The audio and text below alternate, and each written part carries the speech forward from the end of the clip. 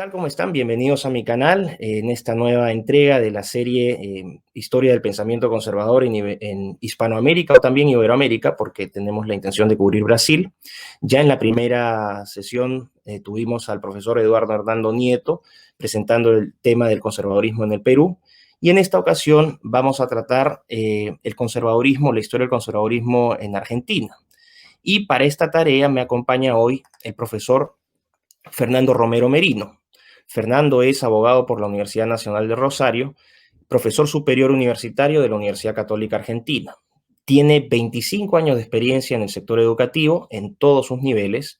También se desempeña actualmente como profesor de un curso en la Universidad Austral de la sede Rosario, en la Universidad Nacional del Rosario y en la Universidad Católica de La Plata, sede Rosario. Fernando también cuenta con estudios completos de filosofía en el Studium Generale de la prelatura del Opus Dei. También ha llevado a cabo estudios de capacitación en filosofía política y en 1994 publica un libro llamado o titulado El nacionalismo, una opción autoritaria. Y actualmente se encuentra en un proceso de edición de su nuevo libro que es La nueva derecha, reflexiones sobre la revolución conservadora en la Argentina. Fernando también ha publicado numerosos artículos relacionados con la filosofía política, la historia argentina y la doctrina social de la Iglesia. Y es columnista habitual de Diario de Filosofía del Derecho, de El Derecho, de la Universidad Católica Argentina, Prensa Republicana, Crítica Revisionista, Debatime, Foro Azul y Blanco y el Centro de Estudios Cruz del Sur. Por lo tanto, creo que tenemos a una persona que cuenta con las suficientes credenciales para presentar este tema con autoridad. Fernando, bienvenido, muchísimas gracias. Adelante. Bueno, las gracias a ti, Miklos. Y bueno, vamos a referirnos a lo que es el orden conservador en la Argentina como periodo histórico y el conservadorismo como tendencia política dentro de la Argentina en sus 200 años después de la independencia. Primero, como marco teórico, simplemente para poder entender esta tendencia, en general, no solamente en la Argentina, sino en prácticamente todo Occidente, en lo que se llama el pensamiento conservador, sobre todo en el de raíz burkeana, de Edmund Burke, hay una influencia del tradicionalismo y de alguna manera también del liberalismo clásico, al menos desde el punto de vista institucional. Pero son tres tradiciones políticas que se pueden identificar claramente como separadas.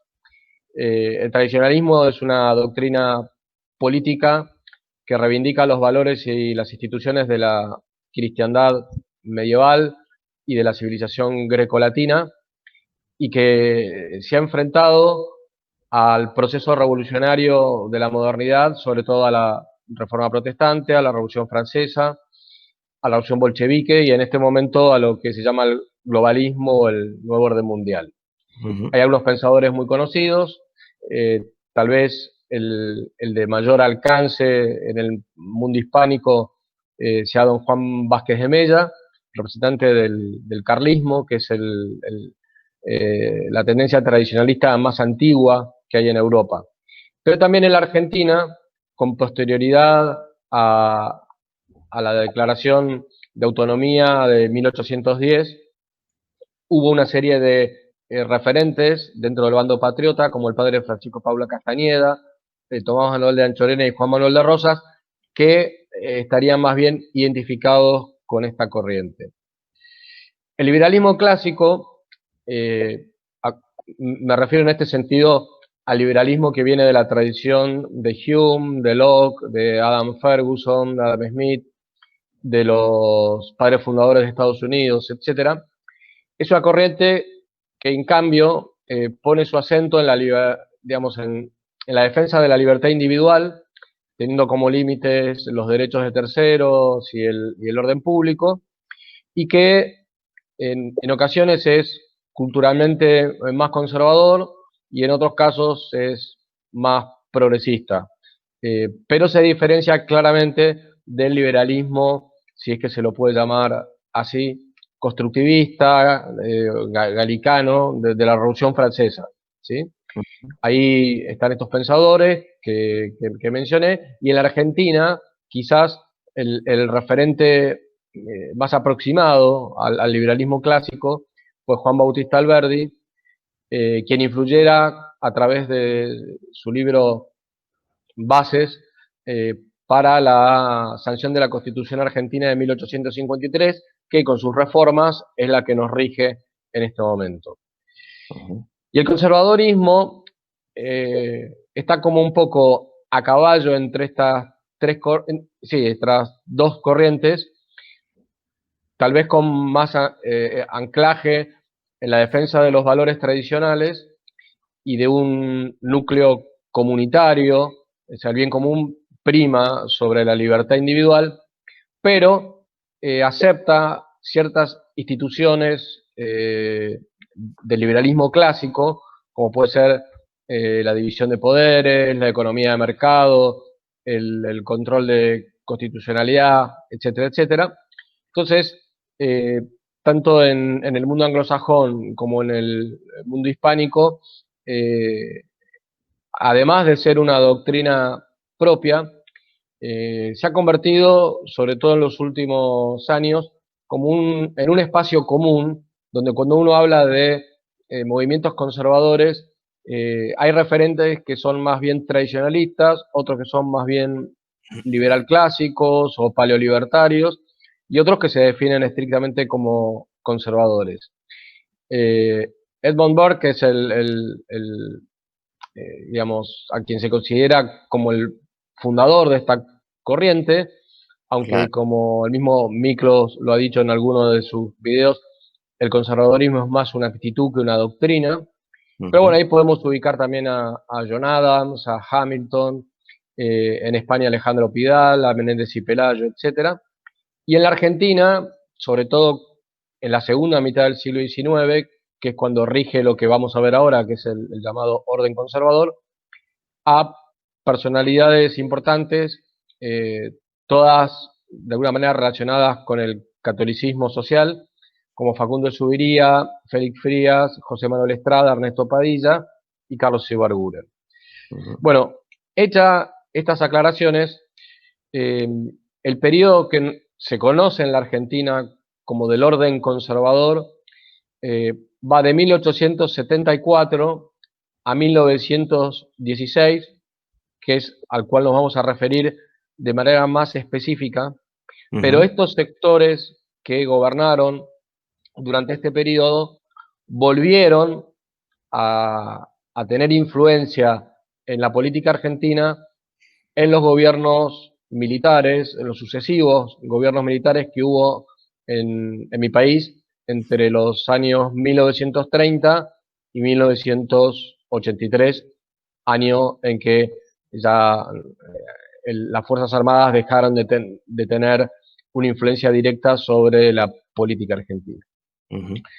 Antes de entrar a ver qué pasó en 1874, hay que ver un poquitito cómo venían sucediendo los hechos con posterioridad a la independencia. Y ahí lo que habría que decir en primer lugar es que una vez declarada la independencia, o casi paralelamente a la declaración de la independencia, estaban como más claras las dos tendencias. Por un lado la conservadora y o tradicionalista, formada por el Partido Federal, cuyo caudillo más importante fue Juan Manuel de Rosas, y la liberal, pero de un liberalismo más iluminista y en algunos casos influenciado primero por el romanticismo, en otros por el utilitarismo y más adelante por el positivismo, representada por el Partido Unitario. Cuando en 1852 Rosas es desplazado del poder por un caudillo también del Partido Federal, pero aliado a sectores del Partido Unitario, etc. Entonces se da origen a una nueva etapa donde lo que va a suceder, y esto prácticamente hasta el día de hoy, es que esas dos tendencias, la conservadora y la progresista, van a estar de algún modo en los tres grandes movimientos políticos que se han dado en la Argentina. El conservadorismo propiamente dicho, que en su momento estaba representado por el llamado Partido Autonomista Nacional, donde había un sector más conservador otro más progresista. A veces dentro del mismo personaje podía haber aspectos conservadores y aspectos liberales en su pensamiento. Luego, el partido que lo reemplazó a partir de 1916, que existe y es uno de los partidos más importantes de la Argentina en la actualidad, que es la Unión Cívica Radical, que también tuvo hacia adentro una tendencia más conservadora, más arraigada en los valores tradicionales y fundacionales de la Argentina, y otra tendencia más liberal. Y curiosamente, también cuando aparece el movimiento nacional justicialista o el peronismo, va a haber un sector que podemos llamar de algún modo conservador, aunque no partidario de la economía de mercados, sino más bien de un estado de bienestar, y otro sector que no podríamos decir liberal, sino más bien de izquierda, aunque mucho más adelante, en los años 90, sí va a aparecer un peronismo liberal con Menem. De modo que hablar de conservadores y liberales en la Argentina no pasa tanto como puede pasar en Chile o en Colombia o en otros países, bueno, o entre republicanos y demócratas en Estados Unidos, o entre conservadores y laboristas en Gran Bretaña, etcétera. No pasa tanto por los partidos, sino por las tendencias dentro de estos tres grandes movimientos históricos. Habría que agregarle, no como un movimiento político que compite dentro del sistema republicano, pero que ha tenido mucha influencia intelectual dentro de la Argentina, al llamado nacionalismo católico, que sería, digamos, la expresión tal vez más conocida del tradicionalismo político, ¿no? Y Muy esa, bien. perdón, Fernando, esa sería una variante propia de la Argentina. Sí, es una variante muy influenciada en sus inicios por el pensamiento de Morras, que en ese momento estaba muy de moda, en los años 30. Charles Maurras, el francés, ¿te refieres? Exactamente. ¿Mm? En Occidente y en Hispanoamérica, Ujú.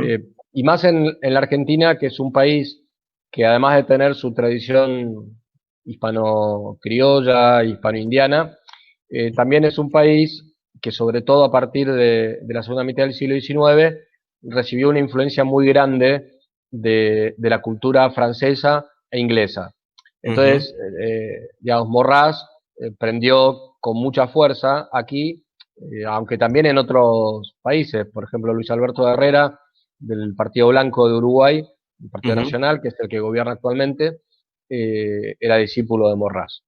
Pero bueno, eh, esa corriente política eh, tiene como su antecedente en un sector del Partido Federal, el del rosismo, el federalismo apostólico, pero del exterior tiene influencias de la acción francesa, del carlismo español, luego Ujú. del falangismo de José Antonio Primo de Rivera y del Ujú. franquismo, etcétera. No, sería para una charla aparte, pero es un movimiento intelectual que arranca ahí más o menos 1927 y sigue estando presente en la actualidad. Ok.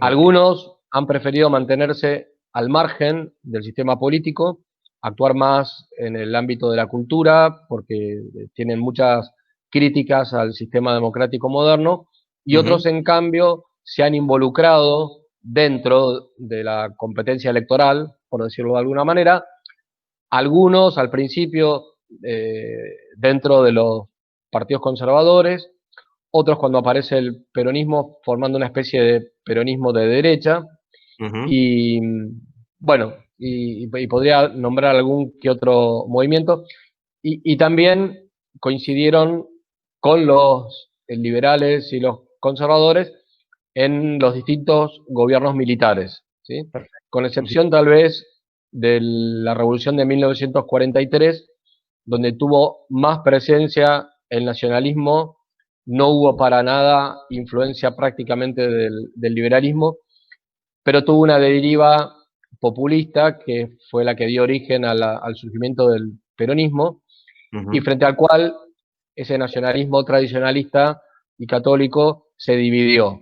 Digamos, algunos se hicieron peronistas, otros apoyaron críticamente, manteniendo una cierta independencia, y otros, desde aquel momento y hasta el final de sus días, y sus discípulos al día de hoy, son fuertemente antiperonistas. O sea, el fenómeno del peronismo en la Argentina ha partido en dos el país y también es un fenómeno aparte. Ahora, para volver entonces a esto de que se llama el conservadorismo en Argentina, para entender por qué 1874 es un año clave, hay que entender los presupuestos inmediatos. El primero es el pensamiento, como dije, a la par conservador, liberal, de Juan Bautista Alberdi, que proyecta digamos, un modelo de constitución basado sobre todo en la Constitución de California, en la Constitución de Chile, pero también teniendo en cuenta algunos aspectos de las instituciones hispanoindianas. Y luego José Benjamín Gorostiaga, que presidió el Congreso Constituyente y a quien se le atribuye la redacción de la Constitución del 53. Aquí, Esa Constitución simplemente es cortito, la... para Sí, posicionarnos en el tiempo, entonces estamos hablando en 1850, mitad del siglo XIX. 1853 es Perfecto. el año en el que se dicta la Constitución escrita que rige hasta el día de hoy con sus sucesivas reformas. Y antes del 53, perdón, y antes del 53, de 1810 a 1853, ese es un periodo, vamos a decir, de efervescencia, de fermentación de ideas, no había todavía una... Es un periodo de guerra civil que de Ujú, todas maneras va a continuar hasta ujú, 1880 entre unitarios y federales.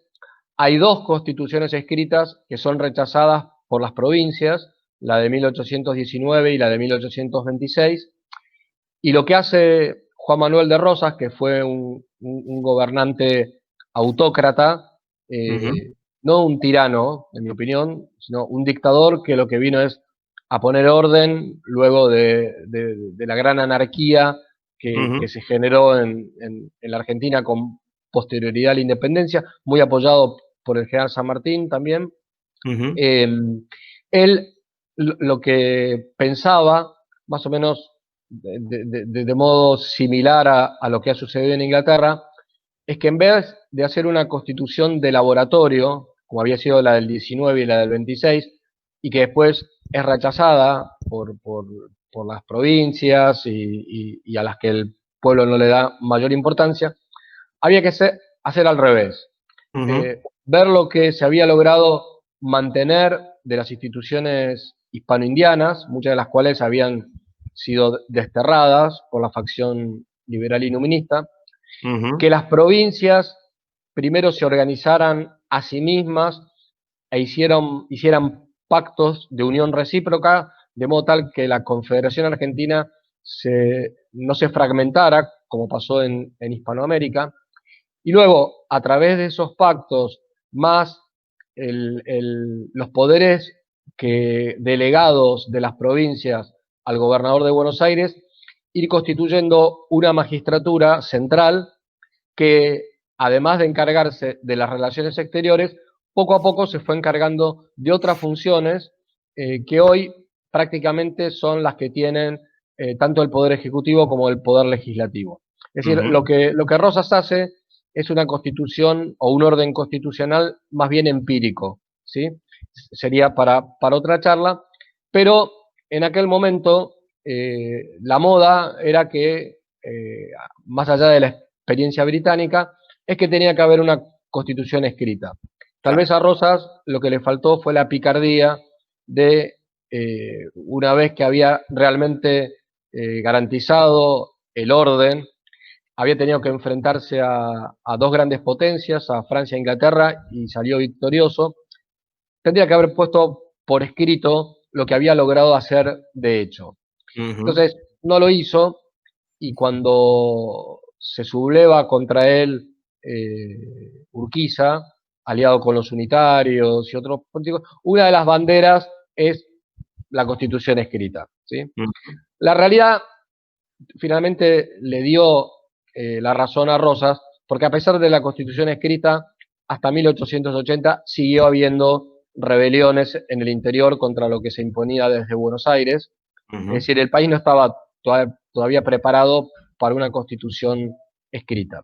Y además, si lo comparamos con el modelo norteamericano, Estados Unidos se independiza en 1776, en 1787 dicta su constitución escrita, pero deja intactas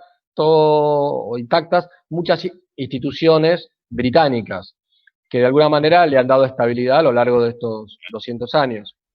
Eh, si, pero ahí el liberalismo norteamericano es un liberalismo más conservador, el de los padres fundadores.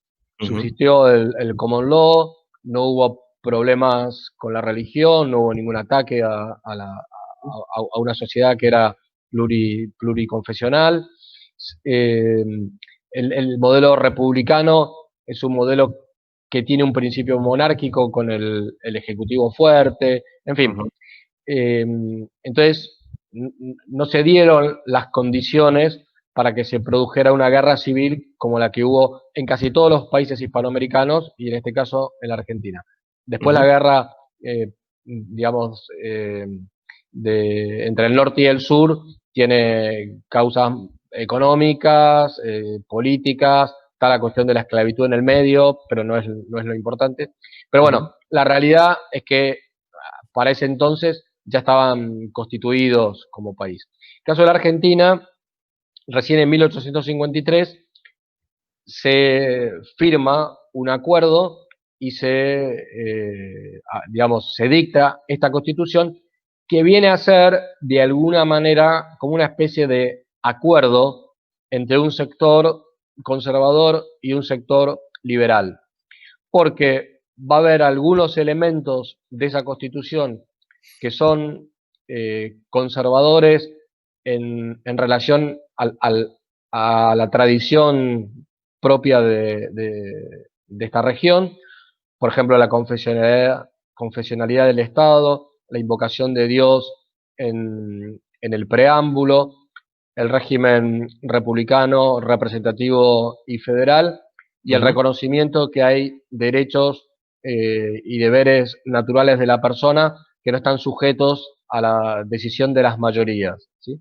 Pero por el otro hay una organización del poder político dividido en tres, una división de poderes al estilo del liberalismo clásico, el control de constitucionalidad, un apoyo a una economía de mercado, incluso con un cierto proteccionismo a los capitales extranjeros, en fin. Bueno, ese sería como el segundo presupuesto. El tercer presupuesto es que los católicos, que tradicionalmente se habían opuesto al constitucionalismo porque lo veían como un derivado del pensamiento de la Ilustración, etcétera, ante esta constitución que es más moderada, de alguna manera, digamos, tiene el espaldarazo de un fraile muy importante, que es Fray Mamerto Esquiú, que le pide a los católicos que acepten la Constitución del 53. No porque sea la ideal, sino porque había que terminar con la guerra civil, ¿no?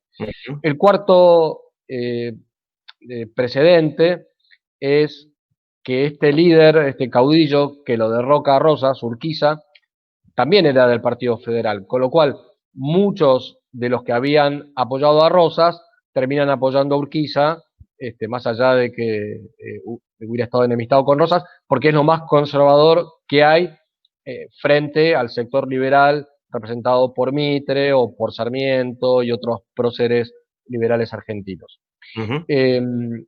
Otro personaje es Adolfo Alsina, que viene del liberalismo, más concretamente del mitrismo, pero en un momento se aparta, funda un partido propio, el Partido Autonomista, y se apoya mucho en las masas populares, sobre todo orilleras, las que estaban en las afueras de las ciudades, que habían sido federales, que habían sido rosistas, y entonces, pero que ven en Adolfo Alsina, un caudillo popular, que en la práctica, a pesar de tener antepasados unitarios, sin embargo tiene un talante más conservador, por ejemplo, en la defensa de la religión católica, del ejército, de las autonomías de las provincias, y termina, como él quiere ser presidente de la nación, pero su, digamos, campo de acción estaba en la provincia de Buenos Aires, termina haciendo un pacto con el Partido Nacional, que era un partido que reunía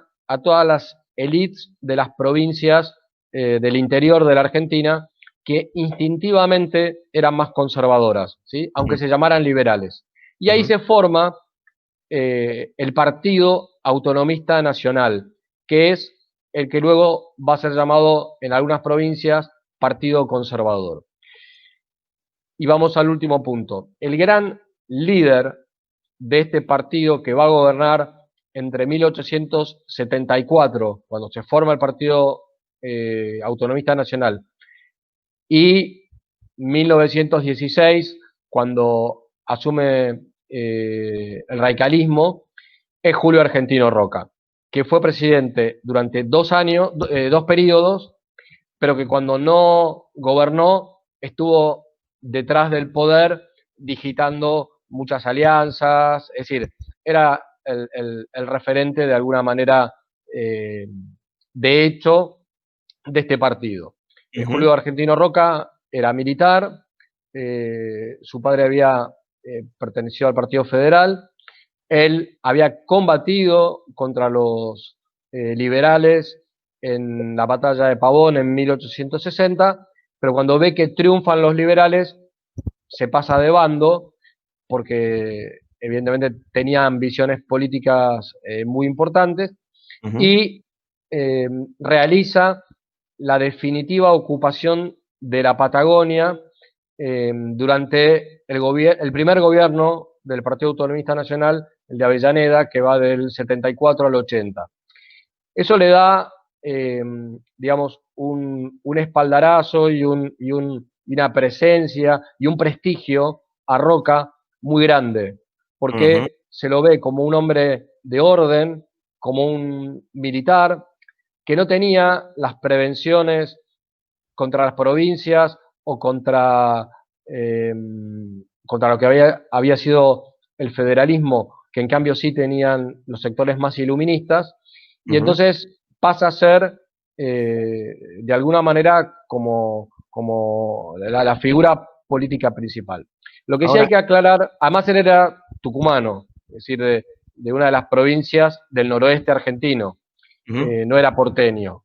Entonces, eso a las provincias también les daba como un poco de tranquilidad saber que en Buenos Aires el presidente de la nación no era un porteño, ¿no? Claro. Fernando, Sí, cortito. Tú me dices entonces esto solamente como contexto, la toma de la Patagonia en este periodo, hasta el 1880, me dices.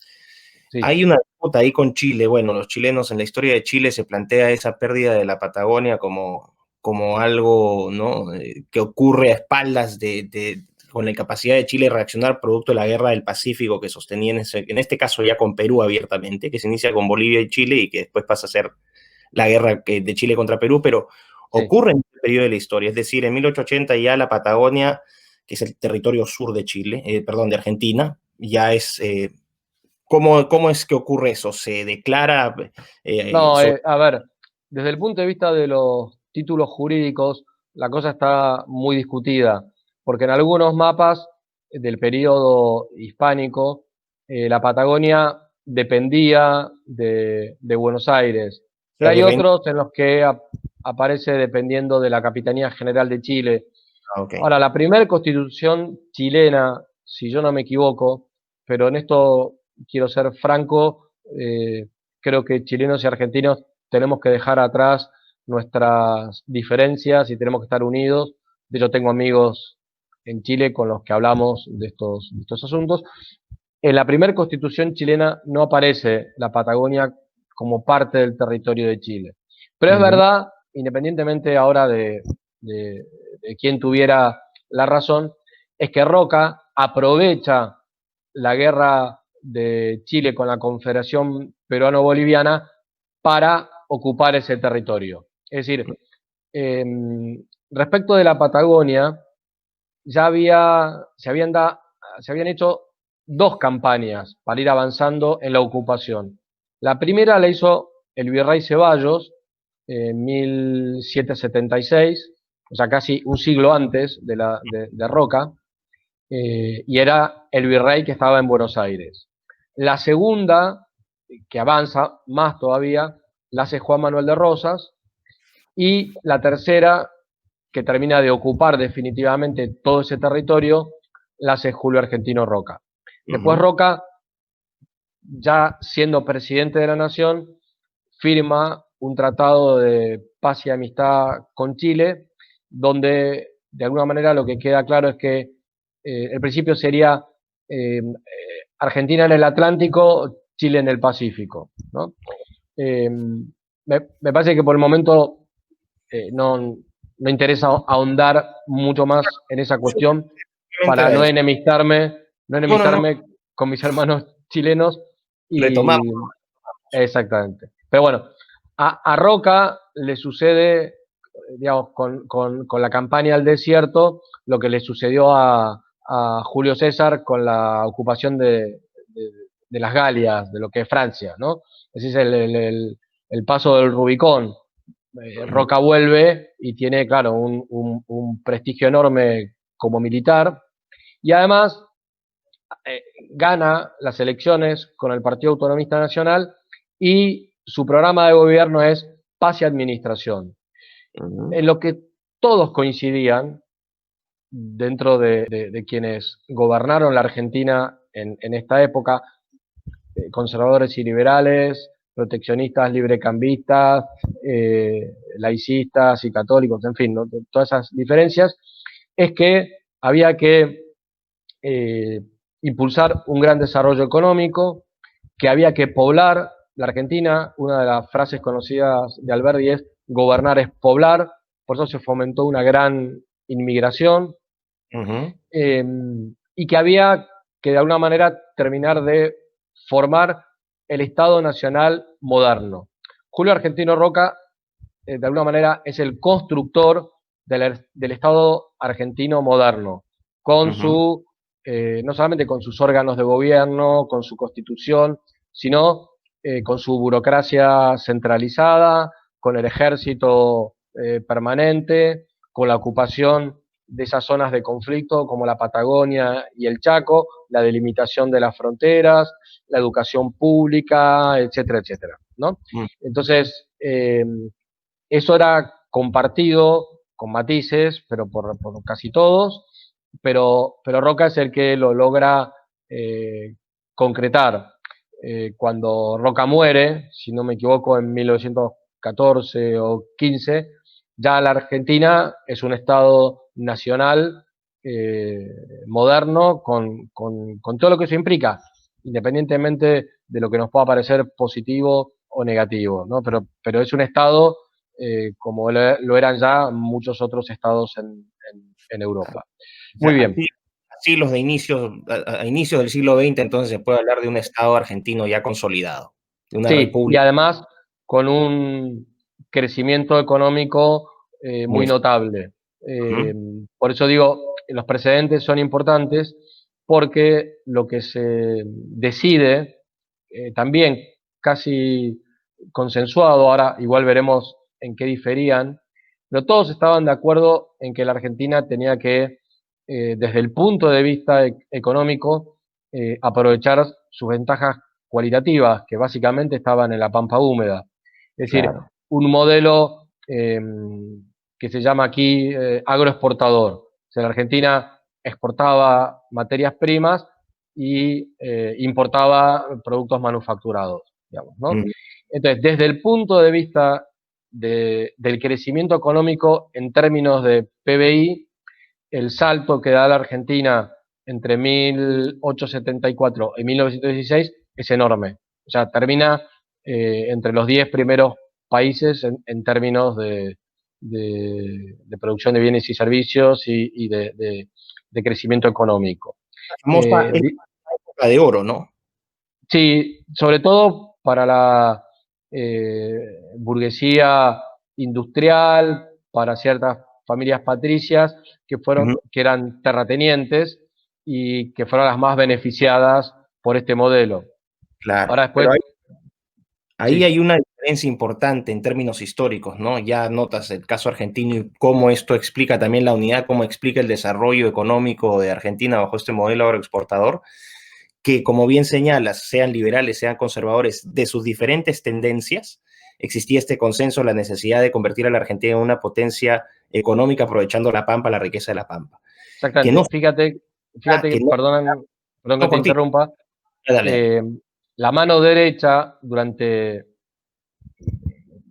20 años o más de Julio Argentino Roca fue Carlos Pellegrini, que también fue presidente de la Nación, fue el fundador del Jockey Club, que es el club más aristocrático que tiene la Argentina, y él era parte de este proceso, pero sin embargo, económicamente estaba más influenciado por Hamilton y por List, y él decía que había que agregarle al modelo agroexportador una cierta protección de industrias nacionales para que no dependiéramos exclusivamente de nuestras exportaciones a Gran Bretaña, porque lo que Ujú, veía era que si Gran Bretaña entraba en crisis, nosotros íbamos a entrar en crisis me- detrás. claro. Pero eso no lo convierte a Carlos Pellegrini en un estatista, en un dirigista, era simplemente un hombre práctico que decía, a ver, ¿cómo creció Inglaterra con proteccionismo? ¿Cómo creció Estados Unidos con proteccionismo? Bueno, nosotros no podemos confiar exclusivamente en el libre cambio, pero era un hombre representativo de esta misma élite gobernante. Ujú. Es decir, que podían tener estos matices de diferencias, pero digamos, el modelo en principio no lo quería tocar nadie, sí Ujú, hacerle reformas. Y la realidad es que sí, cuando llega el centenario de la Revolución de Mayo, 1910, eh, la Argentina está vista desde el exterior como el país que va a ser, digamos, como los Estados Unidos de Sudamérica, ¿no? claro. Esa es la No, realidad que hemos. yo iba a esa es la diferencia, ¿no? Que ahí en Argentina encontraron unidad y eso explica el desarrollo económico, sobre todo en este periodo que me cuentas, ya a inicios del siglo XX, una gran potencia mundial ya consolidada. A diferencia de otros países, ¿no? Que, por ejemplo, el caso de Perú, donde has encontrado desunión política y disputas políticas constantes y nunca un punto de acuerdo. Nunca un punto de acuerdo, eso también explica la sucesión de gobiernos militares que tuvo el Perú, sobre todo este siglo XIX, sí, después la Guerra del Pacífico y siglo XX también la cosa no cambia mucho. Pero podríamos encontrar también algunas características comunes. Esto simplemente para darle un poco de idea a la gente que nos está viendo. Que se podría hablar entonces en el caso peruano, en el caso argentino, también hasta cierto punto en el caso chileno, ¿no? De la fuerte presencia del centralismo, ¿no? La capital, por ejemplo, la provincia de Buenos Aires como epicentro político, el caso de Chile con Santiago, el caso de Perú con Lima, fuerte centralismo y la cierta rebeldía de las provincias, sobre todo las más Es- fuertes. Exactamente, es que eso de alguna manera era herencia del modelo político hispano-indiano, sobre todo en la época de los Austrias. Vos pensás Claro. que las 13 provincias fundadoras, hoy la Argentina tiene más provincias, pero las 13 provincias fundadoras nacen todas entre 1550 y 1600. Entonces, y en ese momento Buenos Aires vivía del contrabando, la capital era Lima. Ujú, Eh, 2 siglos y medio después se va a abrir el puerto de Buenos Aires y es verdad que con políticas librecambistas quien más se beneficiaba era la pampa húmeda y los ujú, terratenientes de la pampa húmeda. Y en cambio las provincias se vieron perjudicadas. Ahora, cuando se va conformando el orden conservador, en algunos lugares se hacen excepciones. Por ejemplo, Mendoza, que es una provincia que limita con Chile, que está sobre los Andes, consigue, a través de sus líderes conservadores, que haya una protección por parte del Estado a la industria vitivinícola.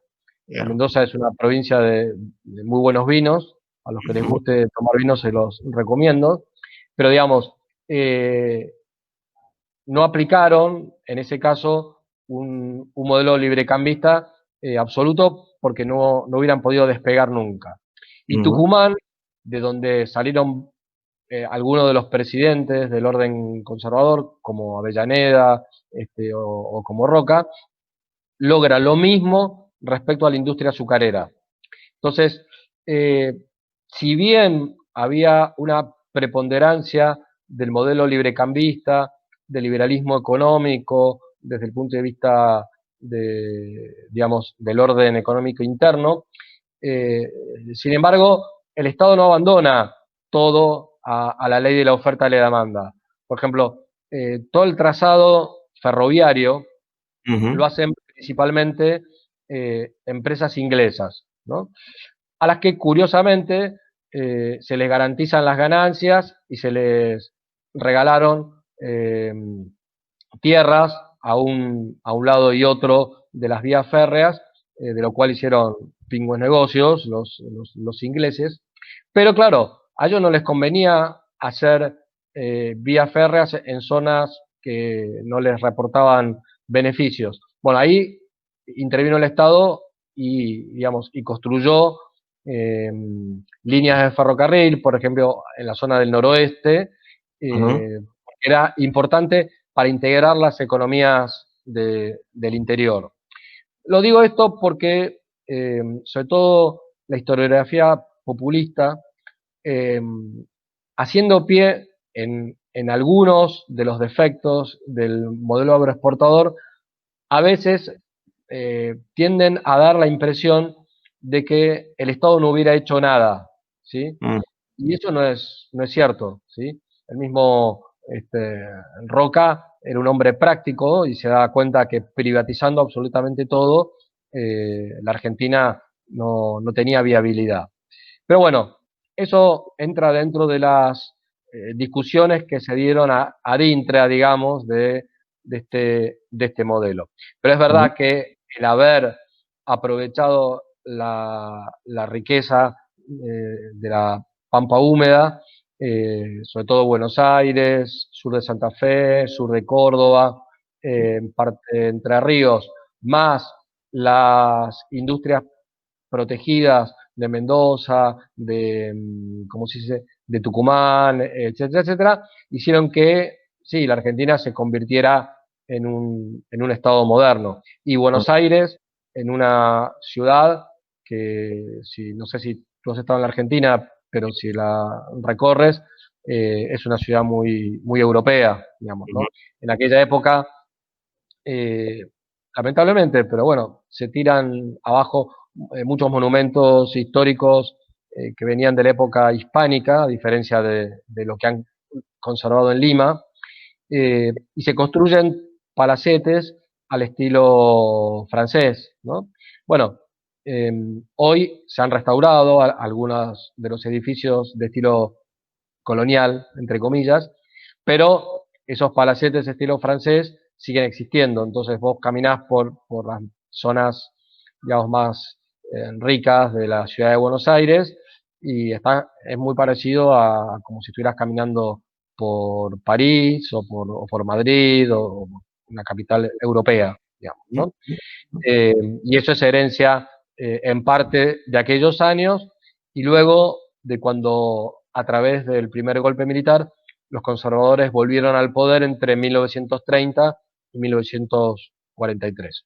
Ese Partido Autonomista Nacional desaparece prácticamente del poder en 1943.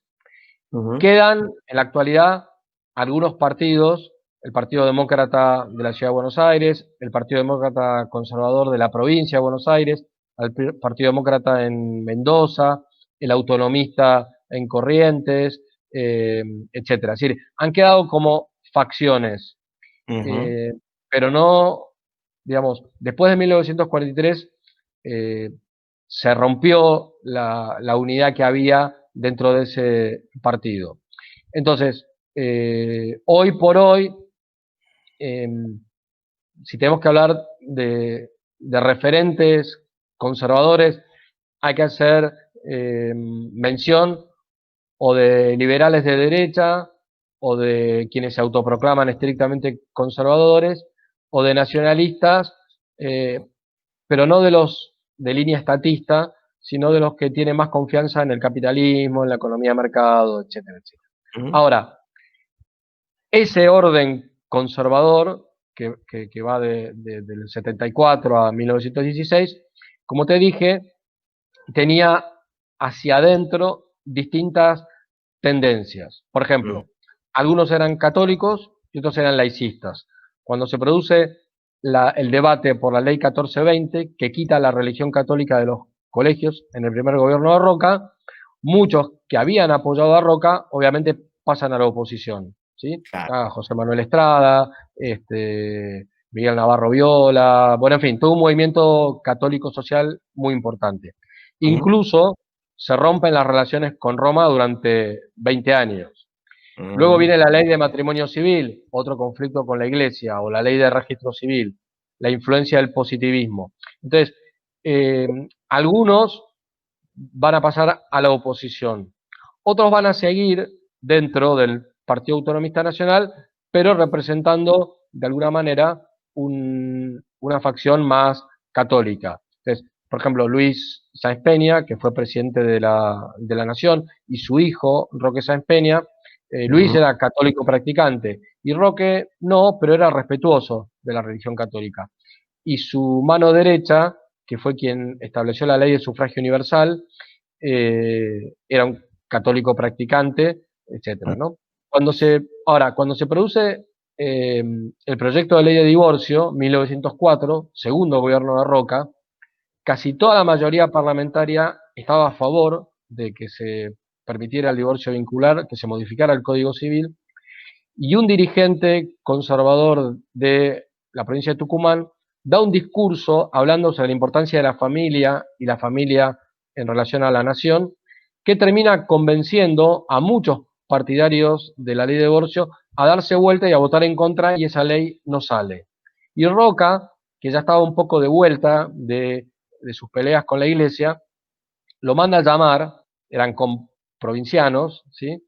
Y entonces lo felicita, le dice, eso usted lo ha mamado, como diciendo, eso usted no lo sacó de los libros, eso es lo que ha recibido en su familia, en su provincia, usted ha hablado desde su tradición cultural, que era la misma que Roca tenía, ¿no? Y de hecho, durante casi todo el siglo XIX no hubo divorcio vincular en la Argentina hasta 1987, ¿sí? Es decir que ahí ves cómo Roca, que se había peleado con la Iglesia en su primer gobierno, en cambio, en el segundo gobierno se alegra de que no salga una ley como la de divorcio, restablece las relaciones con Roma y apoya la evangelización de una de esas zonas que él ocupó, que es la zona del Chaco, en el norte de la Argentina. Digamos, ¿no? Claro. Lo mismo va a pasar con respecto a la diplomacia.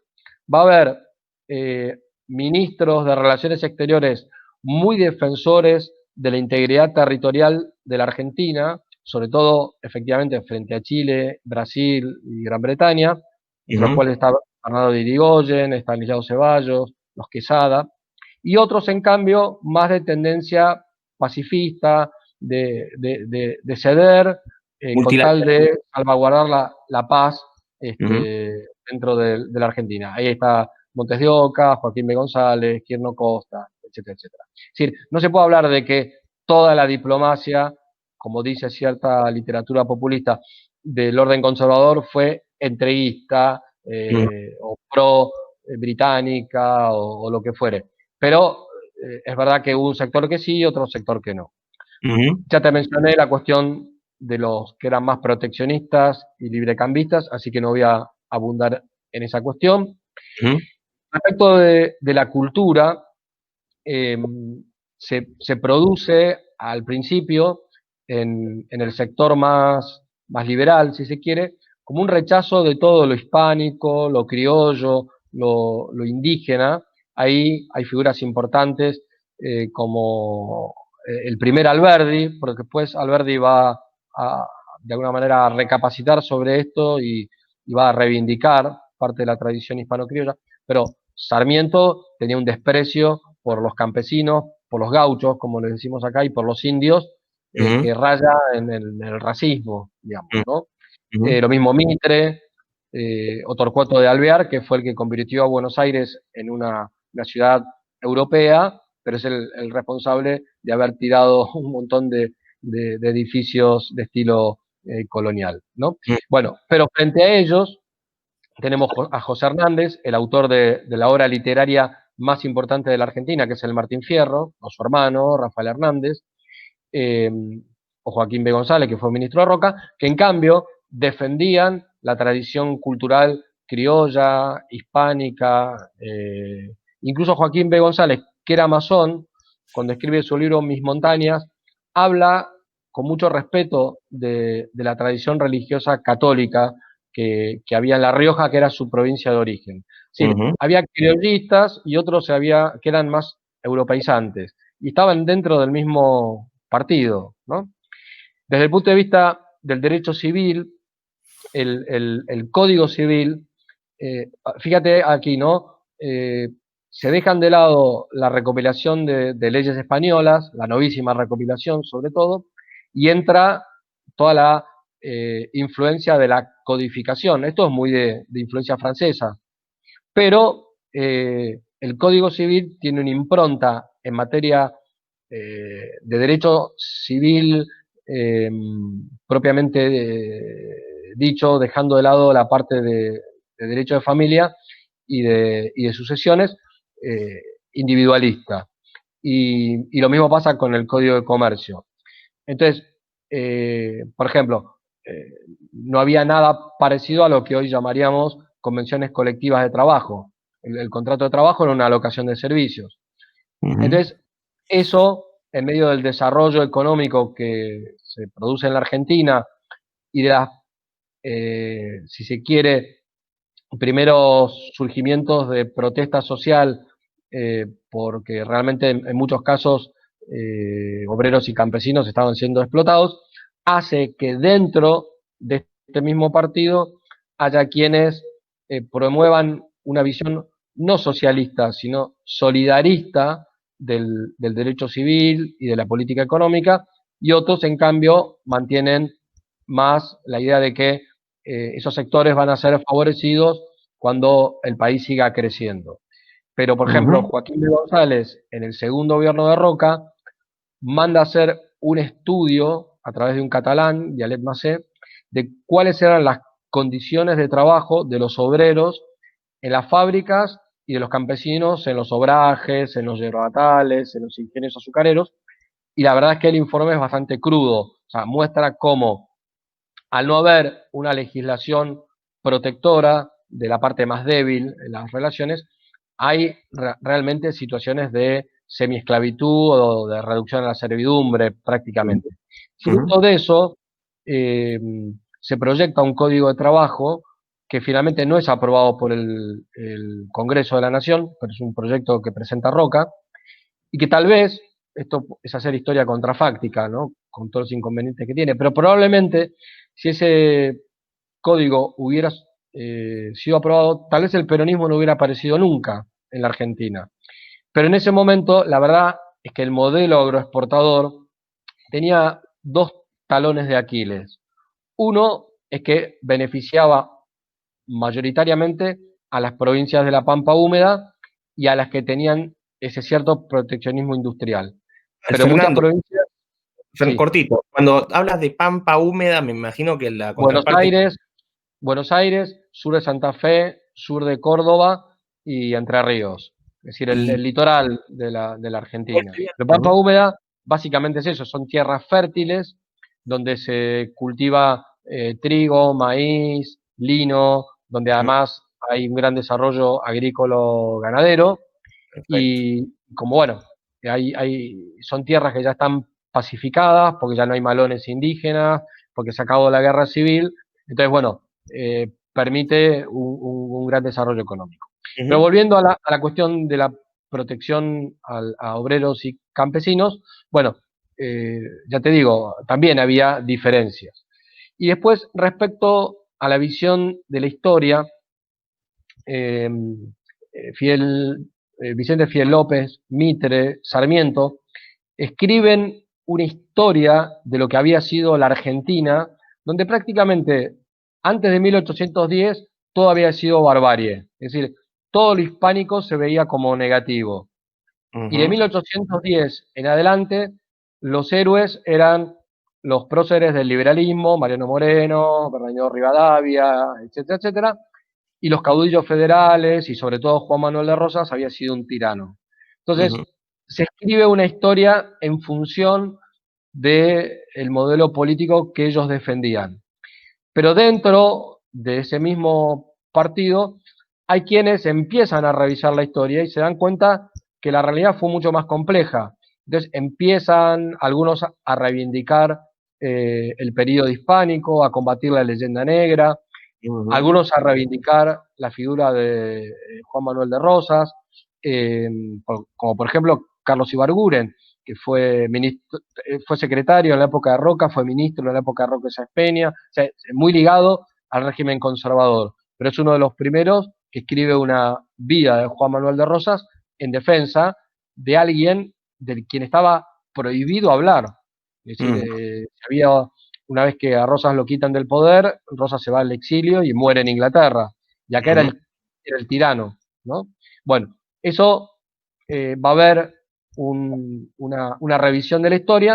Entonces, algunos van a mantener lo que llama la historia oficial y otros van a hacer un proto-revisionismo, pero no un revisionismo como el que recorre hoy Hispanoamérica, indigenista, populista, sino bajo, digamos, ciertos parámetros comunes de que de la política es obra más de las minorías que de las masas, defensoras de un orden jerárquico y qué sé yo, pero dándose cuenta que sobre Rosas y sobre los caudillos federales se había mentido mucho. El mismo Sarmiento lo reconoce, que él en su libro Facundo había dicho cosas que eran mentiras solamente por una cuestión de propaganda política. Bueno, entonces se da también esta diferencia respecto a la historia oficial. ¿Qué balance nos deja esto? Que en el orden conservador se forma el primer movimiento político argentino moderno, con o esas sea, dos tendencias. Eh, 1874-1916, esa es la exactamente. definición de este, Se ok. ocupan las zonas que hasta ese momento estaban pobladas por indígenas que hacían malones, que era el desierto, o sea, lo que hoy son las provincias de La Pampa, Río Negro, Chubut, Santa Cruz, etcétera, ¿no? Eh, Se forma, como te dije, el Estado Nacional moderno. Ujú, Se produce una gran extensión de la educación pública estatal. Hoy, un conservador actual o un liberal clásico actual o un tradicionalista muchísimo más lo criticaría porque diría que al Estado le corresponde una función subsidiaria eventualmente en la educación, no ujú, una cuasi monopólica. Pero ujú, estaban muy influenciados por el positivismo y entonces para ellos la educación estatal era muy importante.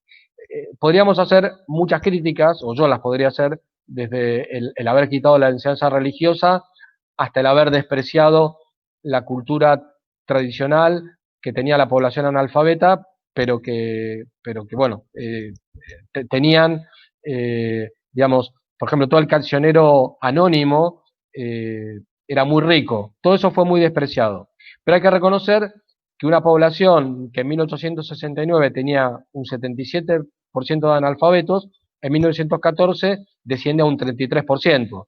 Es ujú, decir, eso hay que reconocerlo como algo positivo.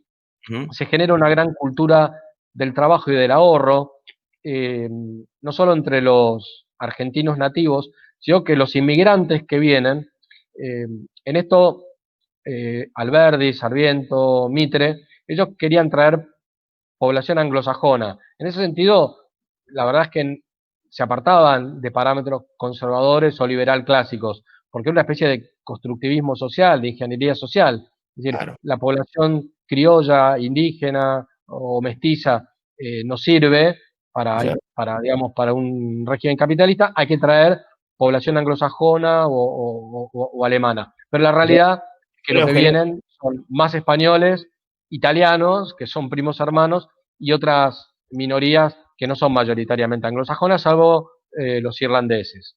Bueno, ujú, pero estos inmigrantes, que además se asimilan rápidamente, o sea, no hay un conflicto serio, eh, porque se producen casamientos con criollos rápidamente, y toda la gran clase media argentina es de alguna manera descendiente de la inmigración y con algunos antepasados criollos. Bueno, son italianos, españoles, siro-libaneses, judíos, etcétera, que vienen huyendo de sus países en guerra o empobrecidos o lo que sea, y acá, fruto de las condiciones que había, más el trabajo, en una o dos generaciones forman parte de la clase media. Es decir, Claro, por ahí los padres que venían eran analfabetos y eran campesinos en Europa, y sus hijos acá terminan siendo universitarios. claro. Ahora, Ujú, es cierto que había un cierto materialismo, un cierto primacía del espíritu aburguesado, una sobrevaloración de lo material y a veces un cierto desprecio por las clases bajas, fruto un poco de la mentalidad positivista de aquella época, claro. ¿no? La Ujú, exagerada fe en el progreso, el mito del progreso, eh, en las bondades del capital extranjero, cuando muchas veces para que invirtieran, ya digo, el Estado tenía que garantizarle las ganancias. Eso un liberal clásico hoy no te lo admitiría, te diría que si quieren invertir, que inviertan y que compitan. Pero ¿cómo es eso de que el Estado les garantiza las ganancias? Pero bueno, ujú. era la mentalidad de la De la- época ujú, y tuvo algunos aspectos, como digo, positivos y otros no positivos. Bueno, ¿cuál era el claro. talón de Aquiles? De alguna manera esta división entre conservadores y liberales dentro del mismo partido, pero si quisiéramos hoy decir, en términos de lo que hoy se conoce como la nueva derecha o la ola conservadora antiglobalista, ¿cuál sería el sector eh, más representativo de eso que viene de aquel modelo y es el sector más propiamente nacionalista o más propiamente conservador de lo que fue el conservadorismo nacional? Por eso termino con esta cita de un dirigente conservador que murió hace 15 años, a quien tuve el gusto de conocer y que reivindicaba a la facción más tradicionalista del Partido Nacional. Él decía lo siguiente, para hacer una definición de lo que es un conservador. Él Ujú, decía, conservador es quien reverencia la tradición en cuanto ella encierra las creencias permanentes de la fe y de la cultura heredadas. Respeta los valores establecidos y los presume verdaderos mientras no se demuestre lo contrario, a la inversa de la moda del siglo, que hace jugar la presunción en favor de lo nuevo. Acata las costumbres y guarda las formas, pues supone que algo expresan, que no en vano han pasado el filtro de los siglos para llegar decantadas a nuestros días y que sería locura transgredirlas por el vicio de innovar con frenesí de modisto. Prefiere la experiencia a las ideas a priori que se condensan en nubosidades ideológicas donde estallan después las tormentas sociales. Y es así, práctico sin ser pragmático y razonador sin ser racionalista, porque no gusta de filosofismos adventicios ni de sistemas doctrinarios donde alcanza la natural sabiduría.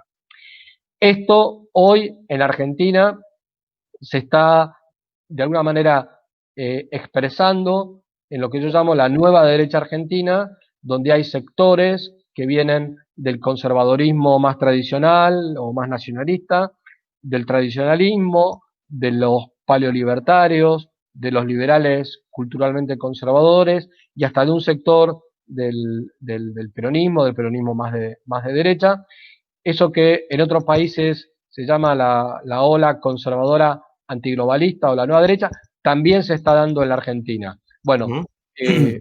uno, digamos, de los elementos que forma esa nueva derecha viene de esta experiencia del Partido Autonomista Nacional, de este conservadorismo argentino, con este eclecticismo que no es ni puro liberalismo ni puro tradicionalismo. Desde hace 15 años más o menos han ido apareciendo distintos referentes y hoy mismo están ganando de alguna manera espacios en la batalla cultural, sobre todo en defensa de los valores tradicionales, de la ley natural, del sistema republicano, O sea, del el, movi- federalismo, el la movimiento soberanía antiguo. frente a la globalización, etcétera, Ujú. etcétera. Yo Movimiento, mismo, sí, cortito. perdón que... Sí. El movimiento antiabortista, el movimiento anti-LGTB, o sea, todas estas corrientes. Exactamente. Entonces, Ujú. Nicolás Márquez, Agustín Laje, Pablo Muñoz y Turrieta. También respecto a qué pasó en los 70 con el intento del terrorismo marxista de hacerse con el poder. Ahí Ujú. está Vicky Villarroel. Bueno, en fin. Entonces, ¿Qué pasa yo con los Javier conozco a Milei, todos. por ejemplo? Sí. Javier Eh, Milei, ¿en qué lugar Javier lo Milei conoces? es más, Javier Milei es más libertario. Ujú. No te diría que es, me parece, no es un libertario libertino, o sea, al estilo de Ayn Rand, tampoco es Paleoliberal. un, sí, no es totalmente paleolibertario. Sí en materia de defensa de la vida, porque en eso claramente está en contra del aborto. Ujú. Supongo que lo mismo respecto de la ideología de género, pero no sé si la cuestión del patriotismo, la defensa de la soberanía, no lo tengo tan claro, Ujú. ¿sí? Ujú. Eh, a diferencia de, por ejemplo, lo que sucede en Estados Unidos, bueno, lo que sucedió con Rothbard en los 90, cuando se dividieron paleolibertarios y libertarios progresistas, Ujú. Rockwell, Thomas Woods, bueno, toda esa gente que tú conoces seguramente igual o más que yo, ¿no?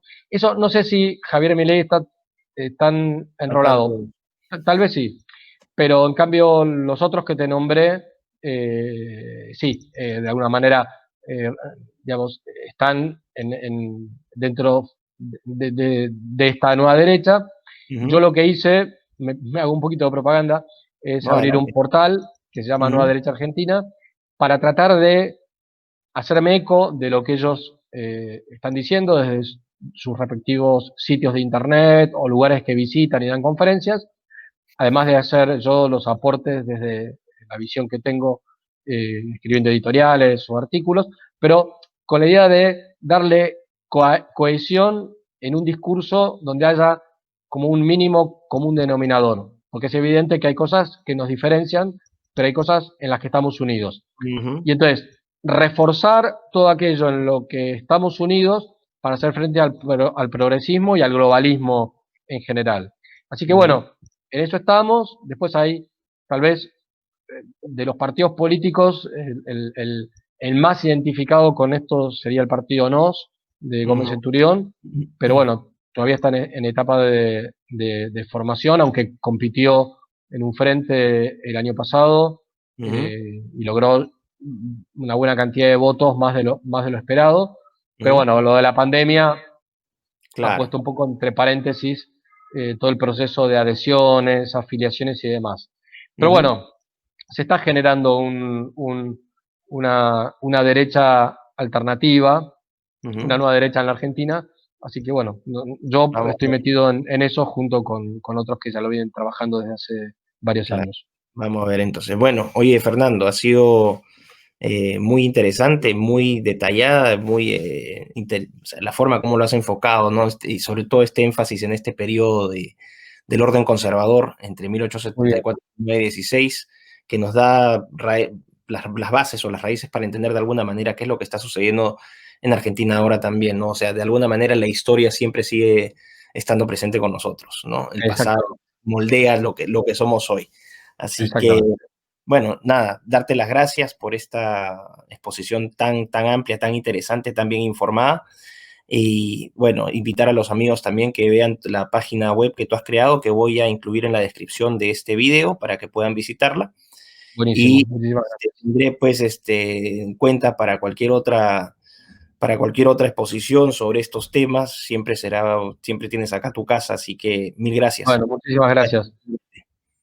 Gracias, Miklos. La verdad, el agradecido soy yo, y la verdad es que lo que estamos intentando es justamente también generar vínculos con hermanos de otros países hispanoamericanos, de la población hispano-latina de Estados Unidos y también de España. Así Qué que lindo. en ese sentido te agradezco tu colaboración.